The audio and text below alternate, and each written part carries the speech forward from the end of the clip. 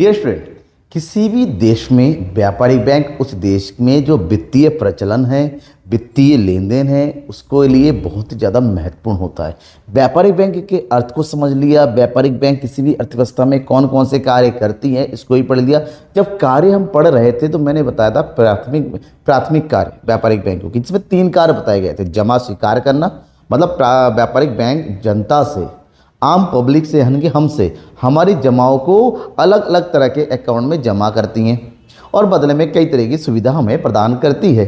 हमारे सेविंग को बढ़ाने का काम करती हैं, हमारी आवश्यकता पर हमें ऋण मिलता है, दूसरा कार्य, ठीक है। और तीसरा कार्य बताया था कि व्यापारिक बैंकों के द्वारा, व्यापारिक बैंक मतलब समझ में आएगा, कहीं पर उसको वाणिज्यिक बैंक भी बोलते हैं, कमर्शियल बैंक बोलते हैं इंग्लिश में। व्यापारिक बैंक क्या करते हैं ना, साख का निर्माण करते हैं। तो पॉइंट यहाँ पर आता है कि साख का निर्माण क्या है। देखिए, प्रत्येक व्यापारिक बैंक में सभी प्रकार के व्यापारिक बैंकों के पास जनता का पैसा आता है। जनता अपने पैसे को व्यापारिक बैंकों के पास क्या करते हैं, जमा करते हैं उनके अलग अलग अकाउंट में। कोई बचत खाता है, कहीं करंट अकाउंट में, एफडी है। तो ये जो पैसा आता है, बेसिकली ये सारे पैसे कैसे आते हैं, नगद रूप में आते हैं। हालांकि आज के डेट में ऑनलाइन ट्रांजेक्शन हो रहा है, लेकिन उसको भी कैश ही मानते हैं। तो जो पैसा बैंक में जमा होता है तो बैंक उस पैसे का क्या करेंगे, क्योंकि बैंक में रिटर्न में इंटरेस्ट देना पड़ता है बैंक को, पब्लिक को।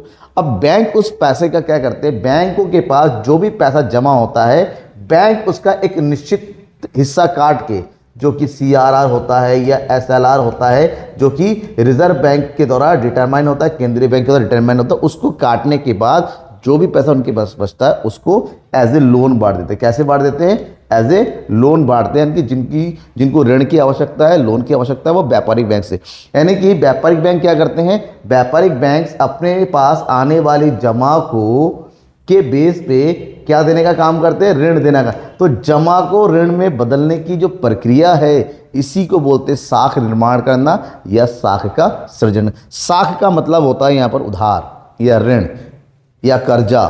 और व्यापारिक बैंक किसके बेस पे कर्जा देते हैं, उनके पास पब्लिक जो पैसा जमा करते हैं उसके बेस पर। हालांकि हमारा पैसा हमारे अकाउंट में जमा होता है, लेकिन वो जो कैश होता है उसका क्या, उसके बेस पे व्यापारिक बैंक लोन बांटते हैं। तो इसी को साख सृजन।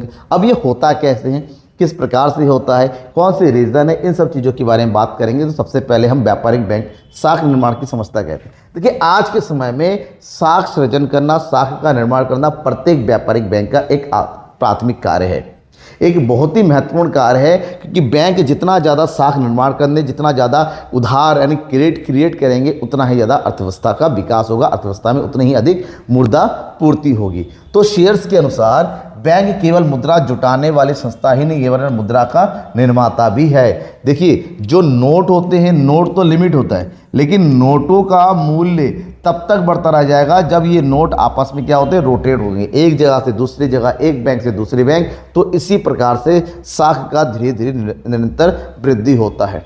तो साख निर्माण होता क्या है, तो जिस मुद्रा का निर्माण बैंक करते हैं, तो बैंक के द्वारा निर्मित मुद्रा को, देखिए, एक तो मुद्रा को छापा जाता है केंद्रीय बैंक के द्वारा, जो नोट आते हैं, तो वो नोट आ जाते हैं छाप के किसके, व्यापारिक बैंक। तो व्यापारिक बैंक जनता से लेन देन करती है। तो व्यापारिक बैंक उस जमाओं के आधार पर जो भी ऋण वगैरह बांटती हैं।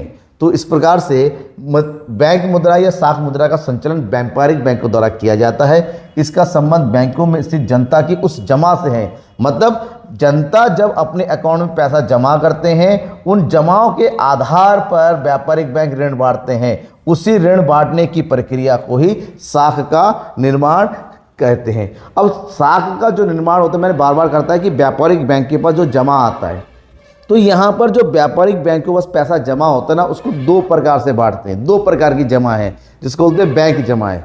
एक होता है प्रारंभिक जमा और एक होता है व्युत्पन्न जमा, जिसको हम द्वितीयक जमा भी बोलते हैं, द्वितीयक जमा। तो यहाँ पर प्राथमिक जमा क्या है, जब जनता नगद रूप में अपने बैंक खाते में पैसे को जमा करती हैं। मतलब अगर मैं गया और मैं अपने अकाउंट में पैसे जमा करके आया, तब जब ग्राहक डायरेक्टली अपने अकाउंट में जाके पैसा जमा करती हैं, उस जमा को हम प्राथमिक जमा कहते हैं। और ये नोटों के रूप में हो सकता है, आज के टाइम में चेक के रूप में हो सकता है, लेकिन प्रत्यक्ष रूप से जनता के द्वारा ही, ग्राहक के द्वारा ही अपने खाते में पैसे जमा किया जाता है। अब दूसरा होता है व्युत्पन्न जमा। व्युत्पन्न जमा क्या होता है? जब कोई ग्राहक बैंक से ऋण लेने के लिए आता है, उधार लेने के लिए आता है, कर्जा लेने के लिए आता है, मान लीजिए मैंने अपने अकाउंट में 1,00,000 रुपए जमा किया, तो मेरे खाते में पैसे जमा होने का मैसेज आ गया, भाई मैं खुश हो गया, मेरे खाते में पैसा आ गया, बस हमें जो टेंशन नहीं है, और वास्तव में आ गया है। बैंक के पास 1,00,000 रुपए जमा हो गया।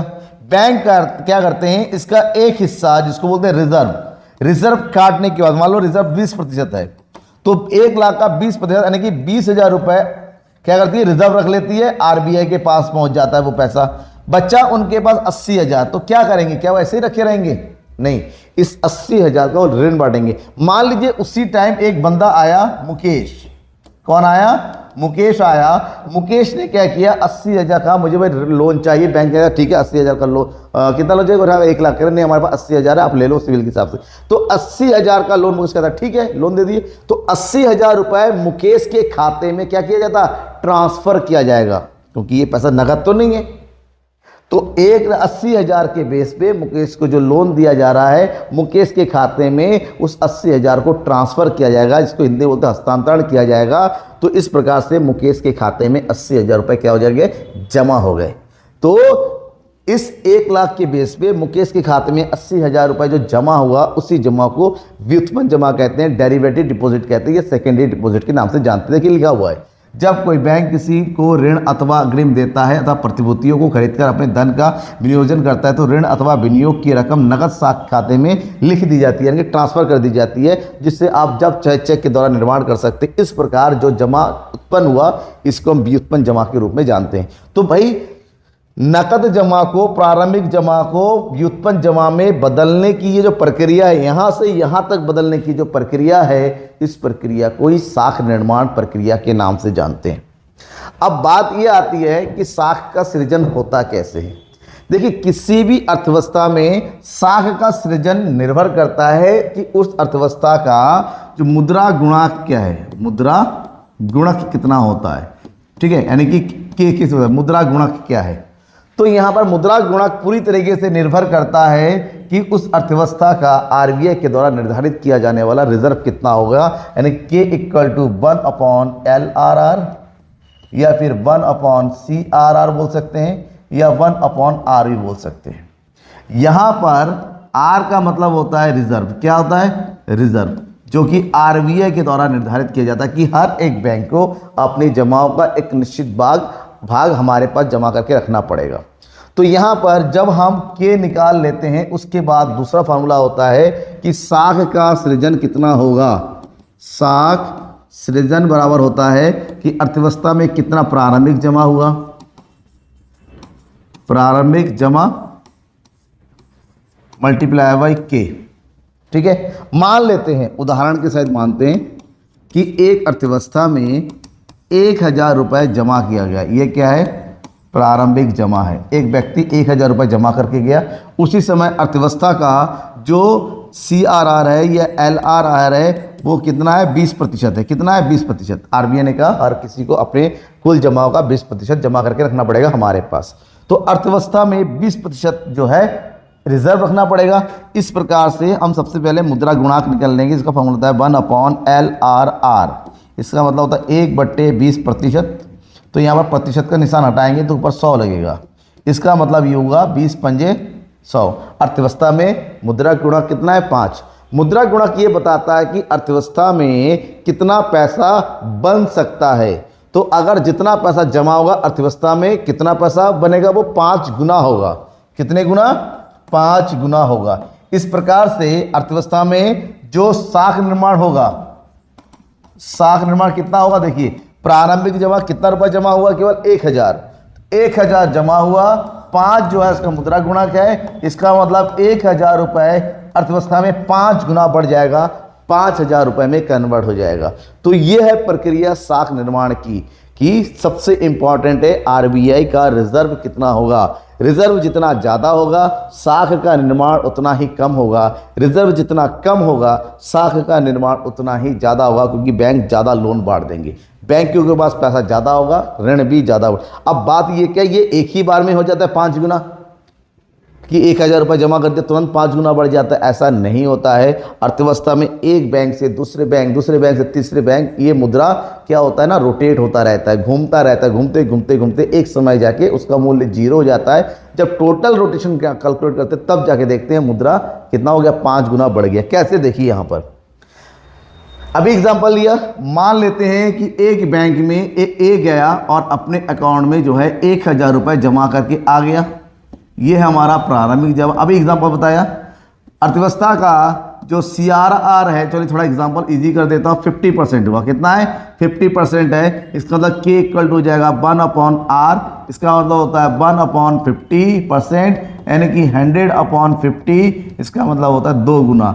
मतलब ये हुआ कि अर्थव्यवस्था में जो साख का निर्माण होता है वो कितना हो सकता है, 2 गुना हो सकता है। 1,000 मल्टीप्लाई 2, अर्थव्यवस्था में कितना बढ़ जाएगा, 2,000।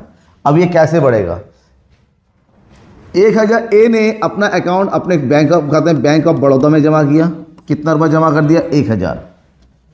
50% का CRR है, मतलब हर किसी बैंक को अपने कुल जमा का 50% रिजर्व बैंक के पास रखना पड़ेगा। तो 1,000 का 500 रुपये रिजर्व बैंक के पास चला गया। 500 रुपये जो बांटा, 500 रुपये जो बचा उसका उन्होंने क्या कर दिया, लोन बांट दिया। अब जिस बंदे ने लोन लिया हुआ वो किसी ना किसी काम के लिए तो लेगा, ऐसे ने लोन लिया शराब पिया बात खत्म नहीं, वो किसी काम के लिए लेता है। तो ऐसे में 500 रुपये दोबारा कहाँ आ गया, उसने लोन लिया जिसको पेमेंट करना पेमेंट कर दिया। मान लीजिए जिसको पेमेंट किया उसका खाता PNB में, 500 रुपये PNB में जमा हो गया। PNB ने वही किया, 250 रुपये का रिजर्व रख के 250 रुपये का लोन बांट दिया। यहाँ पर भी जिस बंदे ने लोन लिया उसका खाता HDFC में है, उसने क्या कर दिया, 250 रुपये HDFC में जमा कर दिया। HDFC ने क्या किया, 125 रुपये काट के 125 का ऋण बांट दिया। इस प्रकार से ये प्रक्रिया चलती रहती है। ये प्रक्रिया तब तक चलती रहती है जब तक ये पैसा कितना ना हो जाए, 0 ना हो जाए। जब ये 0 हो जाएगा तब इसको क्या किया जाता है, टोटल किया जाता है। जब टोटल किया जाएगा पता चला प्रारंभिक जमा का टोटल कितना हो गया, 2,000। CRR कितना बन जाता है, 1,000, और व्युत्पन्न जमा भी कितना हो जाता है, 1,000। इस प्रकार से अर्थव्यवस्था में मुद्रा से मुद्रा का निर्माण होता है, जिसको बोलते हैं साख का निर्माण। और ये पूरी प्रक्रिया निर्धारित होती है व्यापारिक बैंकों के द्वारा, क्योंकि व्यापारिक बैंक ये कार्य करते हैं और इस प्रकार से लोन बांटते हैं और अर्थव्यवस्था में मुद्रा से मुद्रा। देखिए 1,000 रुपये 2,000, यहाँ पर मैंने तो एग्जाम्पल ले लिया। अगर ये 50% ना किया, अगर 20% हो रहा तो ये 5 गुना बढ़ जाता। अगर ये 10% का होता तो कई गुना और बढ़ जाता। ठीक है, कितना बढ़ जाता, 10% होता, मान लीजिए 1/10 यानी कि 100/10, 10 गुना बढ़ जाता। मतलब 1,000 रुपये 10,000 बन जाता। तो इस प्रकार से अर्थव्यवस्था में रिजर्व के आधार पर ऋण, क्योंकि ये पैसा तो RBI के पास जमा हो गया, रिजर्व मतलब ये अब अर्थव्यवस्था आएगा, अर्थव्यवस्था जाए, ये पैसा दोबारा घूमेगा, घूमते घूमते घूमते घूमते रिजर्व काटते काटते लास्ट में 0 हो जाता है और अर्थव्यवस्था में एक निश्चित अमाउंट निर्धारित हो जाता है। ध्यान में रखना कि केंद्रीय बैंक उतने पैसे इशू नहीं करती जितना अर्थव्यवस्था में है। अर्थव्यवस्था में ये पैसा रोटेट होता है, जितना ज़्यादा रोटेट होगा उतना ज़्यादा पैसे की वैल्यू बढ़ती है। ठीक है, ध्यान में रखना, इस चीज़ को समझ में आ गया ना कि साख का निर्माण कैसे होता है, प्रक्रिया कैसी होती है, बैंक किस प्रकार से का, सारे बैंक एक दूसरे से जुड़े हुए हैं। तो इसलिए इसको एक बैंकिंग प्रणाली कहते हैं। अर्थव्यवस्था को कोई एक बैंक नहीं चलाता, अर्थव्यवस्था को सारे बैंक मिलकर चलाते हैं, क्योंकि सारे बैंक अर्थव्यवस्था की बैंकिंग प्रक्रिया का एक हिस्सा है, भाग है, जिसको अपने अपने हिस्से का कार्य करना होता है। तो कैसे लगा आपको वीडियो, क्या ये समझ में आया, टॉपिक क्लियर हुआ? तो तुरंत लाइक करके अपने दोस्तों को शेयर कर दो, क्योंकि उनको भी समझना होगा। अगर कोई डाउट रह गया है तो कमेंट बॉक्स में डाउट को लिख के बता दो, आपकी डाउट को मैं पूरा का पूरा सॉल्व करूंगा। तब तक के लिए थैंक यू एंड बाय।